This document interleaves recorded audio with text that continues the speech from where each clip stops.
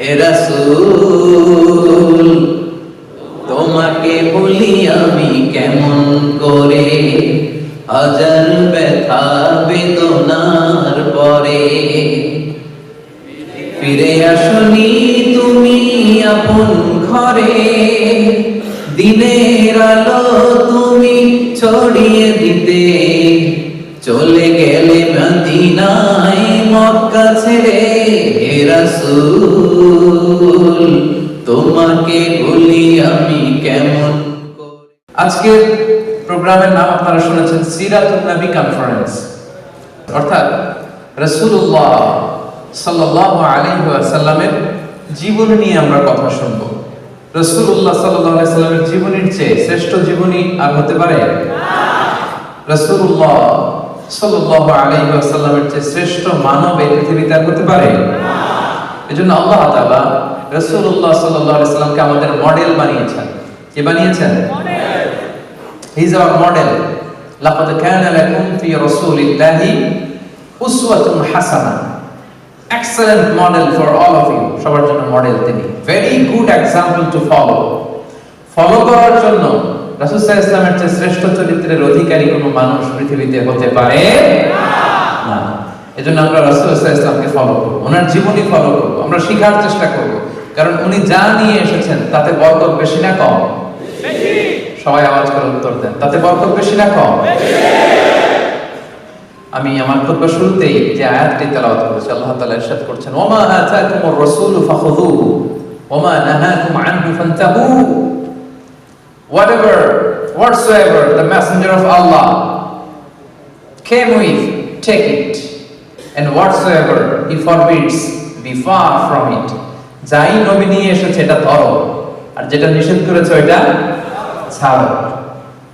যাই নবী নিয়ে এসেছেন তোমাদের জন্য ওটারে বলেন, ওটারে ধরো, আর যেটা থেকে তিনি বারণ করেছেন সেটারে ছাড়ো।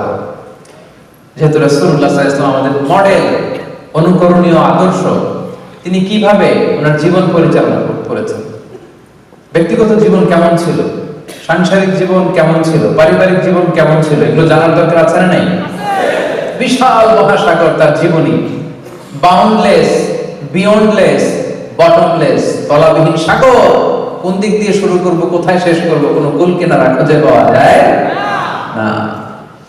তো এই জন্য আজকের এই চমৎকার সিরাতুন নবীর প্রোগ্রামে আমি খুব ছোট্ট, বছরের পর বছর, জন্মের পর জন্ম বিশ্বনবীর জীবন নিয়ে কথা বললে ফুরাবে না। এই পুরো দ্য এন্টায়ার বায়োগ্রাফি থেকে আমি ছোট্ট একটা টপিক সিলেক্ট করেছি আপনাদের খেদমতে আজকে আমি শোনাতে চাই, এবং এই প্রোগ্রামগুলোকে আমরা ক্লাসের মতো মনে করি। আমি যখন জিজ্ঞেস করবো আপনারা আনসার দিলে আমি বুঝবো যে আপনারা বুঝতে পেরেছেন। এতটুকু সহযোগিতা করা যাবে তো আজকে? আপনাদের জন্য রাসূল সাল্লাল্লাহু আলাইহি ওয়াসাল্লামের সিরাত থেকে আমি যেই টপিকটা সিলেক্ট করেছি আজকে আলোচনা করবার জন্য, সেটা হচ্ছে the daily routine of prophet Muhammad সাল্লাল্লাহু আলাইহি ওয়াসাল্লাম। দ্য ডেইলি রুটিন, দৈনন্দিন রুটিন। বিষ্ণু সাল্লাল্লাহু আলাইহি ওয়াসাল্লাম কিভাবে সকাল কাটাতেন, কি দিয়ে ব্রেকফাস্ট করতেন, কি দিয়ে লাঞ্চ করতেন, দুপুরে কি করতেন, বিকালে কিভাবে টাইম পাস করতেন, ফ্যামিলির সাথে কিভাবে সময় কাটাতেন, রাতে কিভাবে ঘুমোতে যেতেন, ঘুম থেকে উঠে মাঝরাতে কি করতেন, ওনার পূর্ণ একটা দিন, ওনার 24 ঘন্টা কেমন ছিল, কেমন কাটাতো, উম্মত হিসেবে জানতে মনে চাই কি চায় না? মানে চায় সবাই? রাসূল সাল্লাল্লাহু আলাইহি ওয়াসাল্লামের একটা পূর্ণ দিন, এ কমপ্লিট ডে, 24 আওয়ার্স এর একটা ডে আমি আজকে আপনাদের সামনে ভিজুয়ালাইজ করব, পিকচারাইজ করবার চেষ্টা করব। যদি মনোযোগ দিয়ে শুনেন আপনারা বুঝতে পারবেন একটা পরিপূর্ণ দিন কিভাবে ঘুম থেকে উঠে আবার ঘুমোতে যাওয়ার আগ পর্যন্ত, রাসূল সাল্লাল্লাহু আলাইহি ওয়াসাল্লাম ঘুম থেকে জেগে আবার ঘুমোতে যাওয়ার আগ পর্যন্ত 24 ঘন্টা তিনি কি করতেন, ওনার সময় কিভাবে পাস করতেন। কারণ আল্লাহ দেয়া আমাদের জন্য সবচাইতে দামি উপহার হচ্ছে সময়, ঠিক কি না? সময় মানেই জীবন। এজন্য প্রতিটা দিন, প্রতিটা মুহূর্ত, প্রতিটা ঘন্টা গুরুত্বপূর্ণ। এই যে এত অ্যাডভাইস করতেছে যে মনোযোগী হন, কারণ একটু পরে আমার সময় শেষ। খেয়াল করে দেখেন বিষ্ণু সাল্লাল্লাহু আলাইহি ওয়াসাল্লাম কিভাবে সময় কাটাতেন। তাহলে টপিকটা সবার কাছে ক্লিয়ার তো না? হ্যাঁ, কি টপিক আজকের? টপিক কি? মাশাআল্লাহ, daily routine. Daily routine of prophet Muhammad সাল্লাল্লাহু।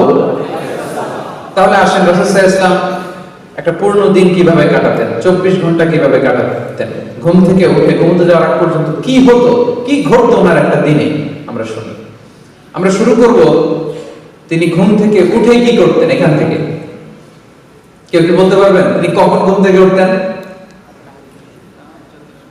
Class, there should be question and answer, there should be question and response। কেউ কি আন্দাজ করতে পারেন কয়টার দিকে ঘুম থেকে উঠতেন রাতে? হ্যাঁ বলেন। সুবহ সাদিকের পূর্বে একটা জেনারেল আনসার হয়েছে, আরো স্পেসিফিক কেউ বলতে পারেন? রাতের তৃতীয়াংশে, অনেকটাই জেনারেল। স্পেসিফিক, আরো স্পেসিফিক? হ্যাঁ, তাহাজ্জুদের সময়। হ্যাঁ, আরেকটু স্পেসিফিক হয়েছে, মাশাআল্লাহ। জি, রাসূল সাল্লাল্লাহু আলাইহি ওয়াসাল্লাম মিডনাইটে উঠতেন, মাঝরাতে। সুবহানাল্লাহ কইতে পারলেন না? মাঝরাতে উঠে যেতেন। আমরা তো সুবহ সাদিকের আগে উঠি, আমরা তাহাজ্জুদের সময় উঠি। রাসূল সাল্লাল্লাহু আলাইহি ওয়াসাল্লাম তাহাজ্জুদের সময়ের অনেক আগে উঠতেন, কারণ আমাদের তাহাজ্জুদের মতো 15-20 মিনিটের তাহাজ্জুদ ছিল না তো না, কমসে কম 2 ঘন্টা, কম মাঝে মাঝে 3 ঘন্টা। তাহলে মিডনাইট, মধ্যরাতে বিশ্বনবী সাল্লাল্লাহু আলাইহি ওয়াসাল্লাম উঠতেন। উঠেই আল্লাহ শুকরিয়া জ্ঞাপন করতেন যে Allah, thanks for a new time, new day, আলহামদুলিল্লাহিল্লাযী আহইয়ানা বা'দামা আমাতানা ওয়া ইলাইহিন নুশুর। আল্লাহ, শুকর গুজার করছি তোমার দরবারে যে দীর্ঘ সময় মৃত্যুর পর তুমি আমাকে আবার জীবন দিয়েছো। কারণ আমরা যখন ঘুমিয়ে থাকি এটা মরার মতো না, প্রায় দীর্ঘ সময় মরার মতো করেছিলাম, আবার তুমি জীবন দিয়েছো, শুকর গুজার করছি আল্লাহ তোমার দরবারে। এটা করতেন। সূরা আলে ইমরানের শেষ 10 আয়াত তেলাওয়াত করতেন এই মাঝরাতে। অ্যাপ্রক্সিমেটলি আমি একটা সময় বলতে পারি যে লেটস সে 2:30টার দিকে উঠতেন। 2:30টা আমাদের এখনকার টাইমে 2:30টার দিকে উঠতেন, এই দোয়া পড়তেন, আলে ইমরানের শেষ 10 আয়াত তেলাওয়াত করতেন, এরপর মেসওয়াক করতেন। কি করতেন? আপনারা মেসওয়াক করেন তো? হ্যাঁ, রাসূল সাল্লাল্লাহু আলাইহি ওয়াসাল্লাম ইন্তেকালের আগেও যে কাজটা করেছেন সেটার নাম কি? সবাই বলেন মেসওয়াক। মেসওয়াক করতেন তিনি, রাসূলুল্লাহ সাল্লাল্লাহু আলাইহি ওয়াসাল্লাম। সব নবীরা মেসওয়াক করতেন, আপনারাও মেসওয়াক করবেন। এরপর তিনি তাহাজ্জুদ শুরু করতেন, 8 রাকাত লম্বা তাহাজ্জুদ করতেন, কখনো ঘরে, কখনো মসজিদে নববীতে। রাওদাতুম মিন রিয়াদিল জান্নাহ একটা স্পেশাল জায়গা আছে লেখা, মাকান তাহাজ্জুদি রাসূলুল্লাহ, রাসূল সাল্লাল্লাহু আলাইহি ওয়াসাল্লামের তাহাজ্জুদের জায়গা। 2017 সালে আমি যখন প্রথম উমরায় যাই, আমি ওই জায়গাটাতে নামাজের সুযোগ পেয়েছিলাম। সিরিয়াল ধরে যেতে হয়, লাইন ধরতে ধরতে দেখি এমন একটা জায়গা, ওখানে লেখা রাসূল সাল্লাল্লাহু আলাইহি ওয়াসাল্লামের তাহাজ্জুদের জায়গা। মসজিদে যখন পড়তেন ওইখানে পড়তেন। আপনারাও মদিনাতে গেলে আপনারাও ওখানে সালাত করতে পারবেন ইনশাআল্লাহ। তাহলে লম্বা তিনি তাহাজ্জুদ করলেন। তাহাজ্জুদটা কেমন ছিল? লম্বা সময়ের জন্য ছিল, লম্বা, লং কিয়াম, লং রুকু, লং সাজদা। কত লম্বা? আম্মা জান আয়েশা রাদিয়াল্লাহু তাআলা আনহা বলেন, ফালা তাসআল আন হুসনিহিন্না ওয়া তুলিহিন্না। বিষ্ণুবীর তাহাজ্জুদের নামাজ যে কত লম্বা ছিল আর কত সুন্দর ছিল এটা আমাকে জিজ্ঞেস করুন, আমি বলতে পারবো না। আমি বলতে পারবো না মানে এত সুন্দর ছিল, এটা ভাষার বর্ণনায় আমি আয়েশা ফুটিয়ে তুলতে পারবো না। সুবহানাল্লাহ। লম্বা কিয়াম, যতক্ষণ কিয়াম করতেন ততক্ষণ রুকুতে থাকতেন, যতক্ষণ রুকুতে থাকতেন ততক্ষণ রুকু থেকে উঠে দাঁড়িয়ে থাকতেন, যতক্ষণ রুকু থেকে উঠে দাঁড়িয়ে থাকতেন ঠিক ততক্ষণ সিজদায় করে থাকতেন, যতক্ষণ লম্বা সিজদা দিতেন 2 সিজদার মাঝখানে ঠিক ততক্ষণ বসে থাকতেন। পড়েন সুবহানাল্লাহ। হাত্তা তাতাফাত্তারা কদামা, বিশ্বনবীর পা ফুলে এরকম মোটা হয়ে যেত, টিউমার হলে যেরকম ফুলে যায় মোটা হয়ে যেত। লম্বা তাহাজ্জুদ। রাতের 1/6 যখন বাকি, 6 ভাগের 1 ভাগ, তখন তিনি স্ত্রীদের ডাকতেন। আপনারা জানেন ওনার 9 জন স্ত্রী ছিল। কয়জন? 9 জন স্ত্রী ছিল। মোট 11 জন স্ত্রী ছিল আর 2 জন দাসী ছিল, মোট 13 জন। এই 11 জন স্ত্রীর কাছে এক এক রাতে এক একজনের কাছে থাকতেন, লটারি করতেন, যার নাম উঠতো তার ঘরে আজকে, তারপরের দিন আরেকজন, তারপরে আরেকজন, এভাবে ভাগ ভাগ করে করে রাসূল সাল্লাল্লাহু আলাইহি ওয়াসাল্লাম স্ত্রীদের সাথে থাকতেন। ওই রাতে যেই স্ত্রীর ঘরে থাকতেন, রাতের 6 ভাগের 1 ভাগ যখন বাকি, তাকে তাহাজ্জুদের নামাজ বা বিতরের নামাজ পড়ার জন্য ডাকতেন। একসাথে 2 জন বিতরের নামাজটা জামাতে পড়তেন। সুবহানাল্লাহ পড়েন। মাঝে মাঝে মাঝে মাঝে ঠিক এই টাইমটাতে রাসূল সাল্লাল্লাহু আলাইহি ওয়াসাল্লাম বাকিউল গারফাত, মসজিদে নববীর পশ্চিম দিকে বিশাল একটা কবরস্থান আছে, আমরা বাঙালিরা এটারে জান্নাতুল বাকি বলি। কি বলি?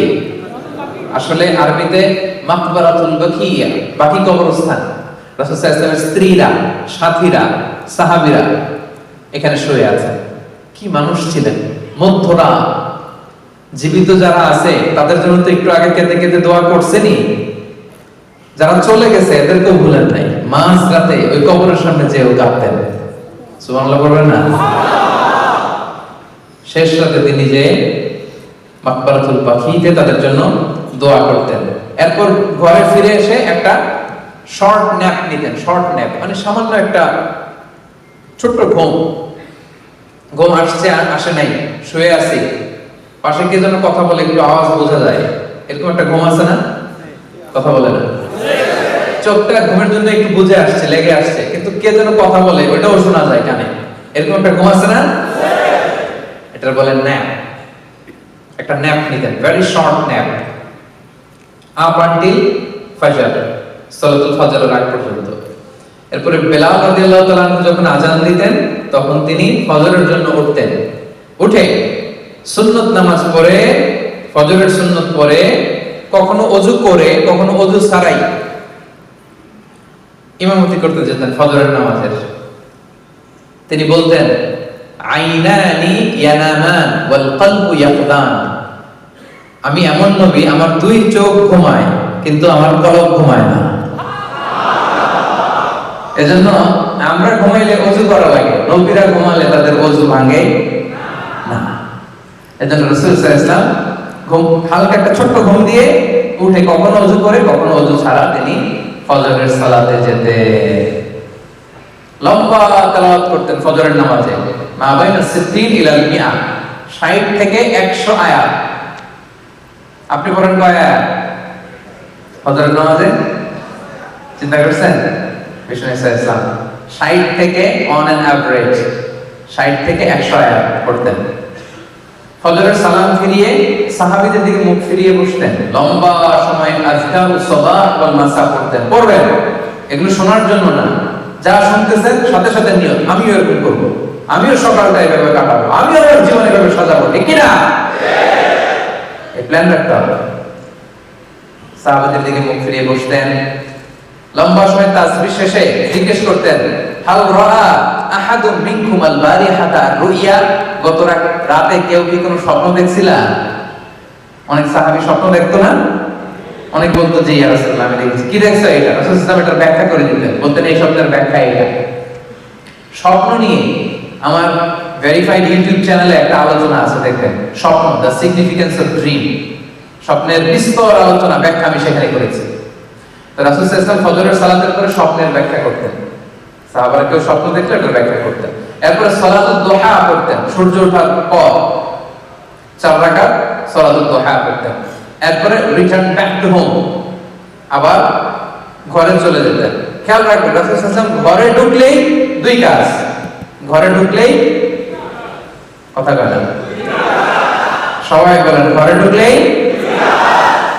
দুই কাজ। 1 নাম্বার সালাম, 1 নাম্বার আম্মা জান আয়েশা বলেন, এত বছর বিষ্ণু ইসলামের সাথে সংসার করলাম, একদিনও আমি আগে সালাম দিতে পারি নাই। মাঝে মাঝে পর্দার আড়ালে লুকিয়ে থাকতাম, কিন্তু দূর থেকে আমাকে সালাম দিয়ে দিত মুহাম্মদ সাল্লাল্লাহু আলাইহি ওয়াসাল্লাম। ঘরে ঢুকেই তিনি সালাম দিতেন। 2 নম্বরে কি করতেন? 2 নম্বরে মেসওয়াক করতেন। মেসওয়াক কি সেন্স দেখেন!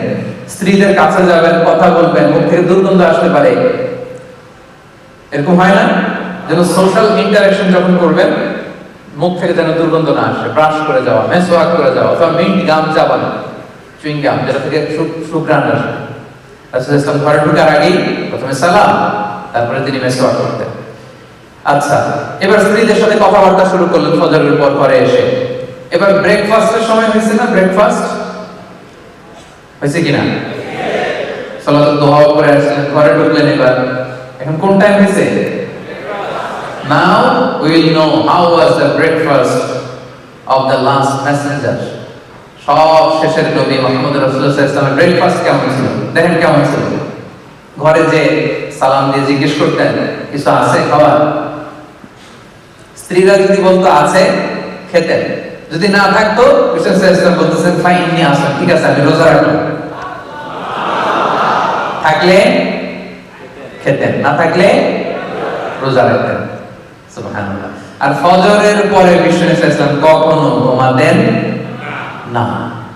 ফজরের পরে এটা কাজের সময়, এবং তিনি দোয়া করেছেন আল্লাহুম্মা বারিক লি উম্মতি ফি বুকুরিহা, হে আল্লাহ আমার উম্মতের সকালে বুকুরের সময়টা, ফজরের পরে 2-3 ঘন্টার সময়, এই সময়টাতে আল্লাহ তুমি বরকত দিয়ে দিও। এই সময় কাজ করলে বরকত, এই সময় আপনি অফিসের কাজ করবেন, পড়াশোনা থাকলে পড়াশোনা করবেন, ঘুম যদি রাতে না হয় একটু দেরি করে ঘুমাবেন, কিন্তু ফজরের পর পর ঘুমানোটা ঠিক না। কালে ভদ্রে সফরে কোনো ঝামেলা একদিন হতে পারে, কিন্তু এটা রেগুলার অভ্যাস হওয়া ঠিক না যে প্রতিদিন আমার ঘুমই হয় ফজরের পর, রাতে ঘুম নাই, এরকম কিছু আছে না? নাই, আমাদের এখানে নাই মাশাআল্লাহ আজকে। হ্যাঁ না, চেঞ্জ ইউর হ্যাবিট। আজকে আমরা শুরুতে প্রতিজ্ঞা করেছি বিষ্ণু ইসলামের একটা পূর্ণ দিন 24 ঘন্টা ডেইলি রুটিনটা আমরা শুনবো, তাহলে ফজরের পরে ঘুমাতেন না, তো খাবার খেলেন আর খাবার না পাইলে কি করতেন? রোজা রেখে আবার মসজিদে, আবার কি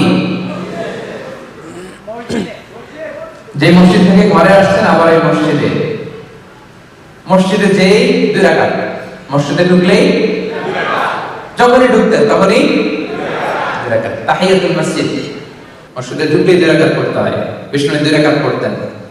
পরে the official start of the day, officially ওনার দিনটা স্টার্ট করতেন, কারণ এই মসজিদের মধ্যেই সব ছিল, এটাই সুপ্রিম কোর্ট, মসজিদে নববী এটাই হাই কোর্ট, এটাই বিচার বিভাগ, এটাই সংসদ ভবন, এটাই বঙ্গভবন, এটাই গণভবন, এটাই ক্যান্টনমেন্ট, এখানেই সব হতো।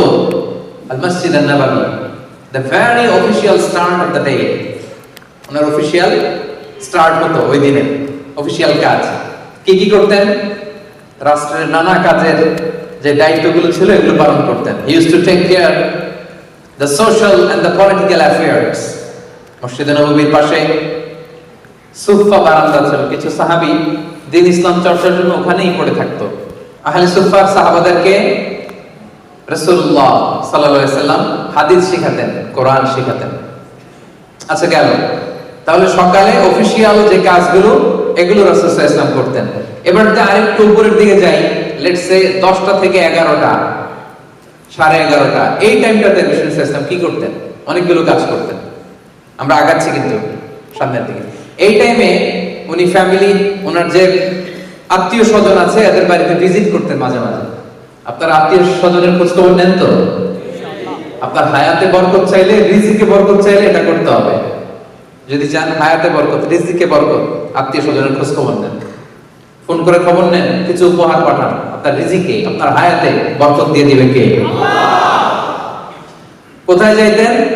বিশেষ করে নিজের মেয়ে কয়েক ঘর পরেই ফাতেমা রাদিয়াল্লাহু তাআলা আনহার বাড়ি যেতেন, যে 2 নাতি হাসান হোসেন রাদিয়াল্লাহু তাআলা আনহুদের সাথে সময় কাটাবেন। হাসানকে রাসূল সাল্লাল্লাহু আলাইহি ওয়াসাল্লাম আদর করে আরবিতে ডাকতেন লুকা। সহিহ বুখারীর বর্ণনা, যে বলতেন আইনা লুকা, লুকা কোথায়? লুকা শব্দের অর্থ পিচ্ছি, বাংলা কি বলে? অমিয়া, নানা নাতির সম্পর্ক আলাদা সম্পর্ক আছে না নাই? সুবহানাল্লাহ। বিষ্ণুবী ওনাদেরকে নিয়ে মসজিদে যাওয়ার সময় নামাজ পড়তেন। একবার আসরের নামাজের সময় লম্বা সিজদা দিলেন, এত লম্বা সিজদা আসরে জীবনে কোনোদিন দেয় নাই। নামাজ শেষে সাহাবারা বললেন, ইয়া রাসূলুল্লাহ অসুস্থ হয়ে গেলেন নাকি? সিজদা অবস্থায় কোরআনের আয়াত নাযিল হলো নাকি? এত লম্বা সিজদা তো দেই নাই, দেন নাই কখনো। বিষ্ণু সাল্লাল্লাহু আলাইহি ওয়াসাল্লাম বললেন, না, আমার নাতি হাসান সিজদারত অবস্থায় আমার কাঁধের উপরে চেপে বসেছিল, সুবহানাল্লাহ, এজন্য আমি হাসানকে ডিস্টার্ব করতে চাই নাই। যতক্ষণ হাসান আমার কাঁধে ছিল আমি সিজদায় লুটিয়ে পড়েছিলাম, সুবহানাল্লাহ। হাসান সরে গিয়েছে, সিজদা থেকে মাথা তুলেছে। কি ভালোবাসতেন নাতিদের। ঘুরতে যেতেন মেয়ের ঘরে, ফাতেমা রাদিয়াল্লাহু তাআলা হাসান হাসানের সাথে সময় কাটাতেন। মাঝে মাঝে he used to visit the market of Medina, মদিনার মার্কেট ভিজিটে যেতেন এই টাইমে 11টার দিকে, একটা অ্যাপ্রক্সিমেট টাইম 11টার দিকে। একদিন ঘুরতে ঘুরতে যে দেখে খেজুরের স্তূপ, হাত ঢুকাই দিলেন ভিতরে, উপরে শুকনা খেজুর, ভিতরে হাত দিয়ে হাত তুলে দেখে হাতের মধ্যে পানি, তার মানে উপরে শুকনা ভিতরে ভেজা। রাসূল সাল্লাল্লাহু আলাইহি ওয়াসাল্লাম বললেন ঘটনা কি, উপরে শুকনা ভিতরে ভেজা কেন? বলে ইয়া রাসূলুল্লাহ বৃষ্টি হয়েছে এইজন্য। তো বৃষ্টি হলে তো উপরেও পানির আলামত থাকবে কি থাকবে না? এবার তো ধরা খেয়ে গেছে। তখন রাসূল সাল্লাল্লাহু আলাইহি ওয়াসাল্লাম সেই বিখ্যাত হাদিসটা বলেছিলেন, মান গাশশানা ফালাইসা মিন্না, যে আমাদেরকে ধোঁকা দেয়, যে আমারে ধোঁকা দেয় সে আমার উম্মত কশিন কালেও হতে পারে না। The person who deceives us is not among us, যে আমাদেরকে ধোঁকা দেয় সে আমাদের দলভুক্ত নয়। এই টাইমে রাসূল সাল্লাল্লাহু আলাইহি ওয়াসাল্লাম মদিনার মেয়েদের জন্য স্পেশাল টাইম রাখতেন, QA, কোশ্চেন আনসার সেশন।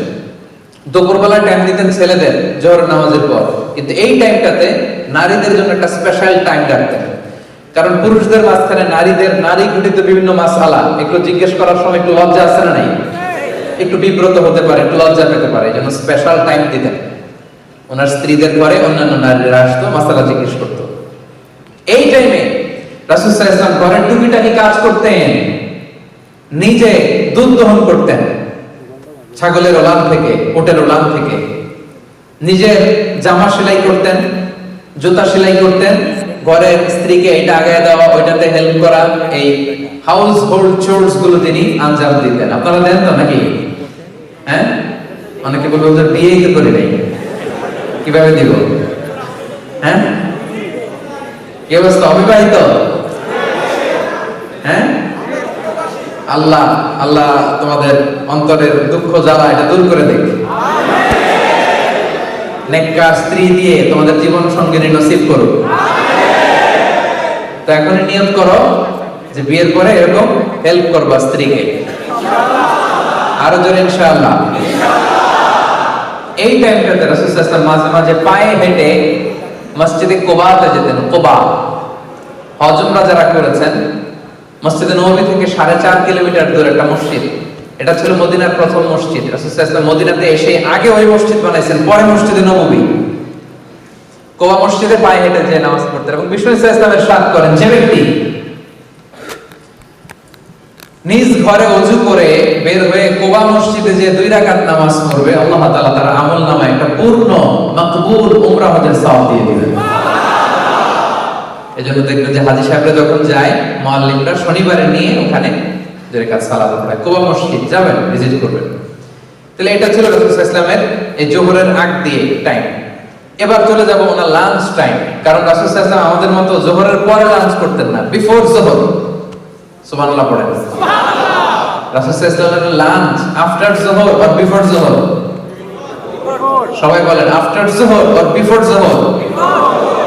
জোহরের আগে রাসূল সাল্লাল্লাহু আলাইহি ওয়াসাল্লাম লাঞ্চ করতেন। কোত্থেকে আসতো? Mostly it was a gift, অন্য সাহাবীদের পক্ষ থেকে গিফট হিসেবে আসতো। রাসূল সাল্লাল্লাহু আলাইহি ওয়াসাল্লামের বাসার পাশে এক আনসারী ফ্যামিলি ছিল, তারা উট পালতো, উটের দুধ দহন করে প্রায় দুপুরবেলা নিয়ে আসতো। রাসূল সাল্লাল্লাহু আলাইহি ওয়াসাল্লাম এগুলো খেতেন। এক এক দিন যেটা আসতো, কেউ খেজুর দিত, কেউ এটা দিত, সেটা দিত, যেটা আসতো এটা ছিল ওনার লাঞ্চ। সাধারণত খাবারের সময় উনি কি কি খেতেন হাদিসে এসেছে, রাসূল সাল্লাল্লাহু আলাইহি ওয়াসাল্লাম একা একা কখনো খেতেন না। He never eat alone. Always he used to eat communally. একসাথে খেতেন। একসাথে খেলে বরকত বেশি না কম? বেশি। এটা ছিল রাসূল সাল্লাল্লাহু আলাইহি ওয়াসাল্লামের অভ্যাস। একা একা খেতে পারতেন। আমরা অনেক সময় একা একা খেয়ে ফেলি না? না, তিনি যারা ছিল তাদেরকে নিয়ে খেতেন। আরেকটা অভ্যাস ছিল, তিনি রান্নার বদনাম করতেন না কখনো, নেভার এভার। লবণ হয় নাই, মরিচ হয় নাই, স্বাদ হয় নাই, জাল হয় নাই, এরকম থাকে না আমাদের কমপ্লেইন? কমপ্লেইনের শেষ নাই। আহা, লবণ কম হয়েছে দেখে বউ তালাক দিয়ে দিয়েছে, এরকম টাকায় তো আসলে নাই? এরকম আছে। তরকারিতে লবণ কম বলে তালাক, টাকা দেখলে কি? মা আবান নবী সাল্লাল্লাহু আলাইহি ওয়াসাল্লাম তাআমান আত্তু, রাসূল সাল্লাল্লাহু আলাইহি ওয়াসাল্লাম কখনো খাবারের বদনাম করতেন না। ইনশতাহাহু আকালা, ভাল লাগলে খেতেন। ওনারও যে ভালো লাগতো না এমন না, মাঝে মাঝে ওনারও ভালো লাগতো না। ওয়া ইন কারিহাহু, যদি ভালো না লাগতো তারাকা, রেখে দিতেন। বলতেন না স্বাদ হয় নাই, বলতেন না লবণ হয় নাই, বলতেন না মজা হয় নাই। ভাল লাগলে খেতেন, ভালো না লাগলে রেখে দিতেন পাশে। কিন্তু খাবার ভালো হয় নাই এটা বিষ্ণু সাল্লাল্লাহু আলাইহি ওয়াসাল্লাম কোনোদিন বলেন না। কি খেতেন বিষ্ণু সাল্লাল্লাহু আলাইহি ওয়াসাল্লাম? খেজুর খেতেন, খেজুর। ডেটস, দুধ খেতেন, দুধ পছন্দ করতেন খুব। সিরকা খেতেন, ভিনেগার সেটা। রুটি খেতেন, গোশত খেতেন। ছাগলের সামনের দুই পায়ের যে বাজুর রানের গোশত, এটা বিশ্বনবী সাল্লাল্লাহু আলাইহি ওয়াসাল্লাম বেশ পছন্দ করতেন। আসাল, হানি, হানি, মধু খান আপনারা? পছন্দ করতেন। হাব্বাতুস সাউদা, কালিজিরা পছন্দ করতেন। জাইতুন, জাইতুন, অলিভস, জলপাই পছন্দ করতেন। রুম্মান মানে ডালিম ফল পছন্দ করতেন। লাউ পছন্দ করতেন, লাউ। একবার লাউয়ের তরকারি দেয়া হলো, বিশ্বনবী সাল্লাল্লাহু আলাইহি ওয়াসাল্লাম লাউগুলো খুঁজে খুঁজে নিয়ে খাচ্ছিলেন। হাদিসে সুবহানাল্লাহ পড়ে। কিশমিশ খেতেন, মাশরুম খেতেন। আপনারা এখন রেস্টুরেন্টে মাশরুমের স্যুপ খান না? এটা স্বাস্থ্যকর। রাসূল সাল্লাল্লাহু আলাইহি ওয়াসাল্লাম বলতেন, আল কামআতু মিনাল মান ওয়া মাউহা শিফাউন লিল আইন। মাশরুমের স্যুপ চোখের জ্যোতির জন্য অনেক ভালো। তিন ফল খেতেন, তিন, ও তিন ওয়া জাইতুন, যেটা ইংরেজিতে ফিগ বলে, ডুমুর টাইপের, আরাবিয়ান ডুমুর। আঙ্গুর খেতেন, আঙ্গুর। সারিদ খেয়েছেন জীবনে, সারিদ। সারিদ গোশত রুটিকে মিক্স করে এরব দেশে একটা খাবার খাওয়ায়। আমি যখন মিশরে পড়াশোনা করতাম, ঈদের দিন আমাদেরকে দেওয়া হতো হোস্টেল থেকে ফ্রিতে। তো প্রথম যখন ঈদ করতেছি বললাম, এটা কি? শারদা বলে সারিদ, এটার নাম সারিদ। হাইস খেতেন, হাইস, ছাতু। গ্রাম বাংলায় ছাতু বানায় না? কথা বলেন না কেন? ছাতু খাইছেন? ছাতু, ছাতু খেতেন। পনির পছন্দ করতেন, পনির, ঘি, এগুলো। তার মানে এগুলো সবসময় খেতেন না, সারা জীবনে কি কি খেয়েছেন তার একটা লিস্ট দিলাম। খরগোশ খেয়েছেন, মোরগ খেয়েছেন, বিশাল বড় সাগরের তিমি মাছের মতো একটা মাছ যেটার নাম আম্বার, জীবনে একবার খেয়েছেন। এই হচ্ছে রাসূল সাল্লাল্লাহু আলাইহি ওয়াসাল্লামের ফুড লিস্ট। যা খেতেন অল্প খেতেন, বাসি কিছু খেতেন না, খেতেন অল্প কিন্তু তাজা। সুবহানাল্লাহ পড়েন। লাঞ্চ শেষ, এবার তিনি একটা পাওয়ার ন্যাপ নিতেন। পাওয়ার ন্যাপ জোহরের আগে একটা পাওয়ার ন্যাপ, শরীরে যাতে এনার্জি আসে। নিতে হবে না? ঘুম থেকে উঠছে কখন? হ্যাঁ, সকালে না, মিড নাইট। তখন মাঝ রাতে যিনি উঠেছেন, টায়ার্ড হয়ে গেছেন একটু, লাঞ্চ করে একটা পাওয়ার ন্যাপ নিতেন। এটা দেখে এনার্জি আসতো বিশ্বনবী সাল্লাল্লাহু আলাইহি ওয়াসাল্লামের। এই পাওয়ার ন্যাপ দিয়ে উঠে তিনি জোহরের সালাত পড়াতে যেতেন। এবং জোহরের আগের 4 রাকাত, ফজরের আগের 2 রাকাত বিশ্বনবী সাল্লাল্লাহু আলাইহি ওয়াসাল্লাম কখনো ছাড়তেন না। গুরুত্বপূর্ণ সুন্নাত, সুনানে রাতেবার মধ্যে খেয়াল রাখবেন। জোহরের নামাজের পরে সাহাবীদেরকে নাসিহাত দিতেন, নাসিহাত। এরপর সকালবেলায় যেই কাজগুলোর জন্য কাকে অ্যাসাইন করেছেন এগুলো খোঁজ নিতেন, এটা হয়েছে কিনা, ওইটা হয়েছে কিনা। অফিশিয়াল এরকম কাজের তদারকির দরকার আছে না? কাজ দিলে আবার রিপোর্টিং করতে হবে না? এই রিপোর্টিং গুলো বুঝে নিতেন। করতে করতে আসরের সময় হয়ে যেত। আসরের নামাজ বিষ্ণু ইসলাম আউয়াল ওয়াক্তে পড়তেন। সূর্য জলজল জলজল করছে। ওয়াল বাইদাউ নাকিয়া ওয়া শামসু নাকিয়া হাইয়া বাইদা। আসর পড়ে ফেলতেন। আসরের নামাজের পরে বেশিরভাগ সময় ঘরে যেতেন, যে ফ্যামিলির সাথে কোয়ালিটি টাইম কাটাতেন। আমরা অনেক সময় ফ্যামিলিকে সময় দিতে চাই না। তাদের ফ্যামিলি কাছে আছে, আপনারা ফ্যামিলিকে সময় দিবেন, এটা খুব জরুরি। ছেলে মেয়েদেরকে সময় দেয়া, ফ্যামিলিকে সময় দেওয়ার দরকার আছে না নাই? কথা বলতেন স্ত্রীদের সাথে, খোশ গল্প করতেন, সবসময় একটা খোশ মেজাজে থাকতেন। মাঝে মাঝে বিভিন্ন কাজে বাইরেও যেতেন এই বিকেলে। এরপরে মাগরিবের ওয়াক্ত চলে আসলো। আমি ধাপে ধাপে আগাচ্ছি। মাগরিবের নামাজ তাড়াতাড়ি পড়তেন, আজান হওয়ার সাথে সাথে, ওয়াক্ত হওয়ার সাথে সাথেই মাগরিব। মাগরিব পরেই ডিনার, মাগরিব পরেই ডিনার। আমরা করি কয়টায়? 10টায়, আর 12টায়। ওই যে একজনকে 12টায়। আমরা হেলদি লাইফস্টাইল যদি না মানি বিশ্বনবীর দেখানো, তো আমরা সুস্থ থাকবো কি করে ভাইরা? আজ থেকে নিয়ত করেন, মাগরিবের পরেই কি ডিনার। সবাই বলেন মাগরিবের পরে পারা যাবে? মাগরিবের পরে ডিনার করতে করতে এশার আজান হয়ে গেল। এবার বিষ্ণু ইসলাম এশার নামাজে যেতেন।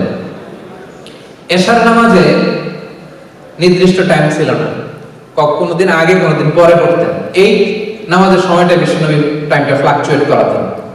সাহাবারা এসে পড়ছে, নামাজ শুরু। সাহাবারা আসে নাই, দেরি করতেন। একদিন সাহাবারা আয়েশা বসে থাকতে থাকতে সব ঘুম, মসজিদে ঘুমাই গেছে। এক সাহাবী এসে বললেন, ইয়া রাসূলুল্লাহ, সাহাবারা তো ঘুমাই গেছে। এশার নামাজ পড়াবেন না? বিষ্ণু বেরিয়ে আসলেন, এসে বললেন এখন যে সময়টা এইটাই এশার আসল ওয়াক্ত, কিন্তু তোমাদের জন্য যদি কষ্ট না হইতো তাহলে প্রতিদিন এই টাইমে পড়াতাম, তোমাদের কষ্ট হয়ে যায়, এজন্য আউয়াল ওয়াক্তে একটু আগে আগেই পড়াই দেই। পড়েন সুবহানাল্লাহ। রাসূল সাল্লাল্লাহু আলাইহি ওয়াসাল্লাম এশার নামাজের আগে ঘুমকে অপছন্দ করতেন, এশার পরে কথা বলাকে অপছন্দ করতেন। এশার পরে কোনো ওয়াজ মাহফিল নাই, এশার পরে কোনো মিটিং নাই, এশার পরে কোনো ডিসকাশন নাই, এশার পরে কোনো ফরেন ডেলিগেশনের সাথে আলাপ নাই, এশার পরে কিচ্ছু নাই, এশার পরে ঘুম। তাইলে না মাঝরাতে উঠতে পারবেন, কি বলেন? এই যে এবার বোঝা যাচ্ছে ঘটনা। হাদিসে এসেছে কানা ইয়াকরাহু আন-নাওমা ক্বাবলা আল-ইশা ওয়াল হাদিসা বা'দাহা। রাসূল সাল্লাল্লাহু আলাইহি ওয়াসাল্লাম এশার আগে ঘুম পছন্দ করতেন, এশার পরে কথাও পছন্দ করতেন। এশার নামাজ পড়েই কথা নাই, জরুরি কোনো আলাপ থাকলে কথাটা সেরে দিনই চলে যেতেন। ঘুম। তাহলে এবার ঘুমের দিকে চলে যাই। কয়টার দিকে ঘুমাতেন কি মনে হয় দেখি, বলেন? একজন বলতেছে এশার নামাজের পরে ঘুমাতেন, আর এটা তো ঠিক আছে, কয়টার দিকে ঘুমাতেন সেটা বলেন? 9টা, 8:30 আর 10টা আর 9টা। হ্যাঁ, হাদিসে বর্তমান আমাদের যে ঘড়ি, এই ঘড়ির টাইম উল্লেখ নেই, তবে অবস্থা দৃষ্টে মনে হয় 9টা থেকে 9:30। আপনি ঘুমান কয়টায়? হ্যাঁ,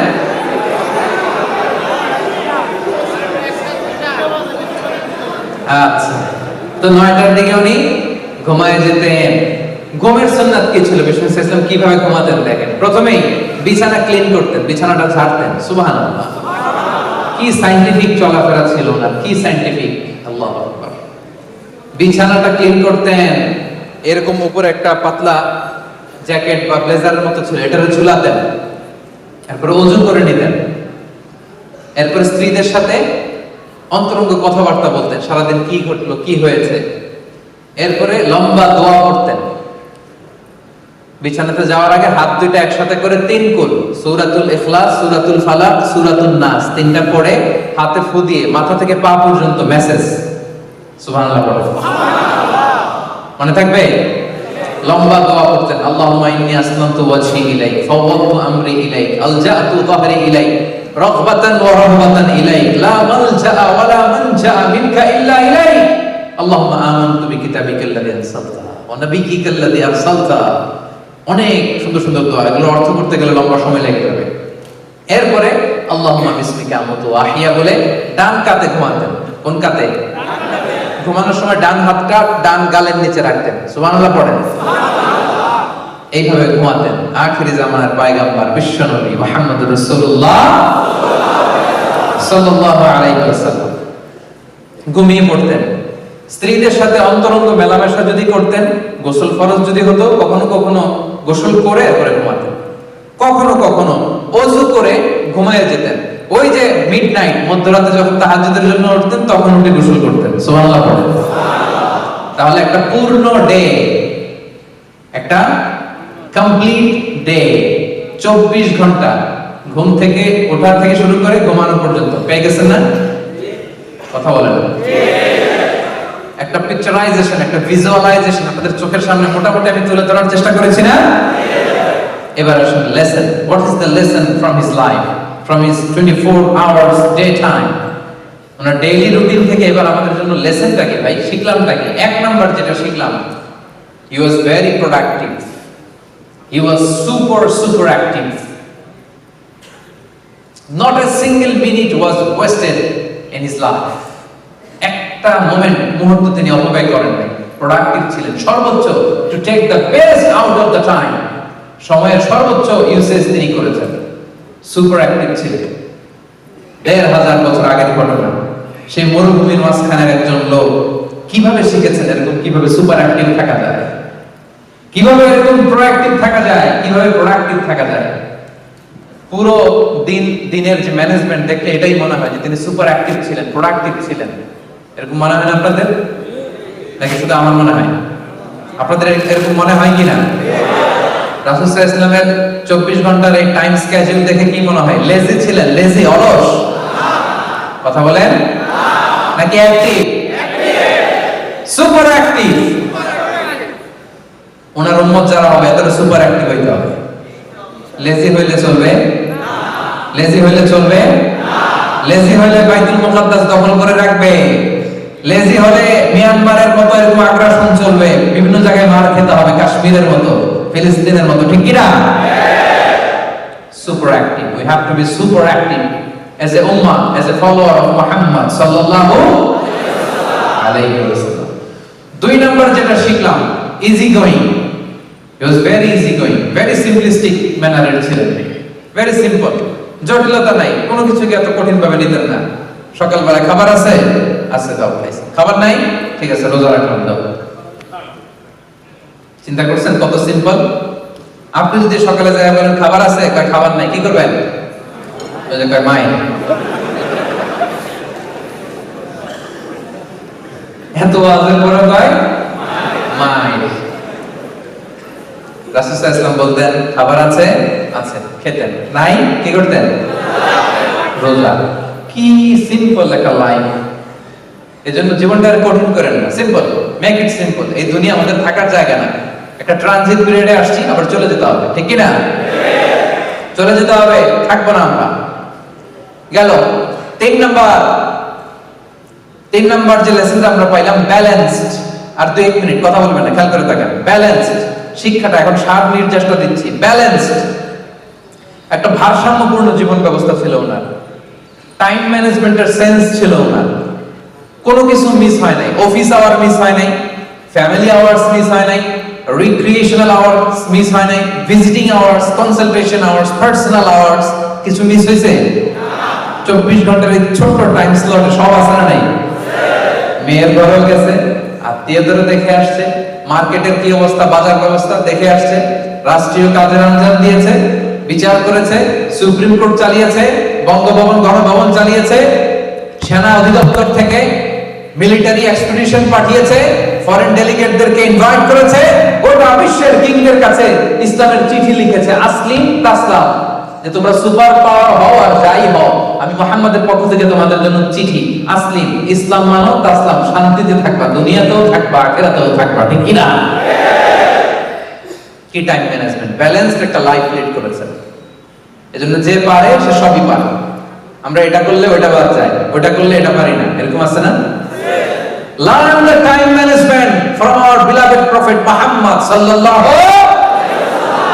গোটা বিশ্ববাসীকে বলতে চাই, শিখে নাও আমাদের প্রিয় নবীর কাছ থেকে টাইম ম্যানেজমেন্ট শিখে নাও, how to lead a balanced life শিখে নাও, জেনে নাও, enlighten yourself, আলোকিত করো নিজেকে। 4 নম্বর যেটা শিখলাম, he was an early bird of Medina. Medina শহরে সবার আগে যিনি জেগে উঠতেন তার নাম রাসূলের নামটাও বলতে মনে চায়, তার নাম মুহাম্মদ সাল্লাল্লাহু আলাইহি ওয়াসাল্লাম। আমাদের কাজী নজরুল কবিতা লিখছেন, আমি হব সকালবেলা সবার আগে কুসুম বাগে উঠবো আমি। দেখছেন বিষ্ণু ইসলাম সকালবেলার পাখি ছিলেন, আর্লি বার্ড অফ মদিনা। মদিনাতে সবার আগে তিনি জেগে উঠতেন, কেউ জাগে নাই। যারা তাহাজ্জুদ পড়তো মদিনাতে এরা তো আরো পরে 4টার দিকে উঠতো, উনি তো 2:30টার দিকে উঠে গেছেন।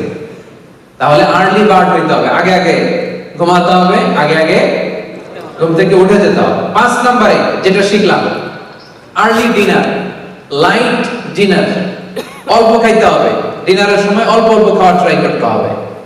মেডিকেল সায়েন্সও তাই বলছে, তাহলে ডিনারটা করতে হবে আর্লি, মেডিকেল সায়েন্সও তাই বলে, ঠিক কি না? তার মানে রাসূল সাল্লাল্লাহু আলাইহি ওয়াসাল্লামের জীবনের যে প্রক্রিয়া, এটার সাথে মেডিকেল সায়েন্সের মিল আছে না নাই? আলহামদুলিল্লাহ করবেন না? যেটা গবেষণা করে মেডিকেল সায়েন্স এখন বলে 1500 বছর আগে বিশ্বনবী আমাদের শিখিয়ে গিয়েছেন, পড়েন সুবহানাল্লাহ।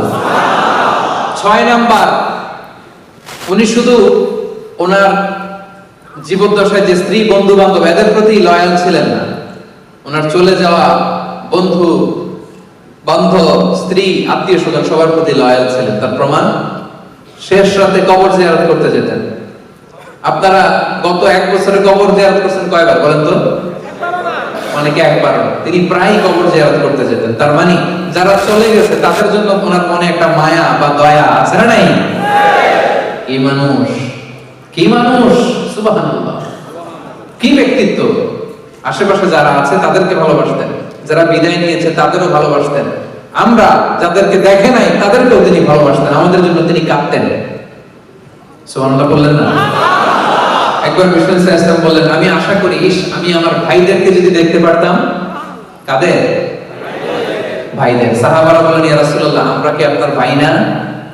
বিষ্ণু বললেন, না, আনতুম আসহাবি, তোমরা আমার সাহাবা, তোমরা আমার ভাই হচ্ছে তারা যারা আমার পরে আসবে, আমারে দেখে নাই। আপনি, আমি, আমরা, আমাদের জন্য বিষ্ণু ইসলাম কেঁদেছেন। সব নবীকে আল্লাহ তাআলা একটা স্পেশাল দোয়া করার সুযোগ দিয়েছেন, এটাকে বলে দাওয়া মুস্তাজাব। সব নবী একটা করে পেয়েছেন, যে নবী দোয়া করলেই কবুল, করতেও পারেন, রেখেও দিতে পারেন। দুনিয়ার সব নবীরা ওই দোয়াটা দুনিয়াতেই করে ফেলেছে, একজন ছাড়া। একজন, তিনি কে? মুহাম্মদ সাল্লাল্লাহু। তিনি বলেন, দুনিয়ার সব নবীরা তাদের ওই স্পেশাল দোয়াটা করে ফেলেছে। ওয়া ইন্নী আখতাবিউ দাওয়াতি শাফাআতান লি উম্মতি ইয়াউমাল কিয়ামা। আমি আমার দোয়াটা করি নাই আমার গুনাহগার উম্মতদেরকে বাঁচানোর জন্য, সেদিন সুপারিশের জন্য এই দোয়াটা আমি কিয়ামতের ময়দানের জন্য রেখে দিয়েছি।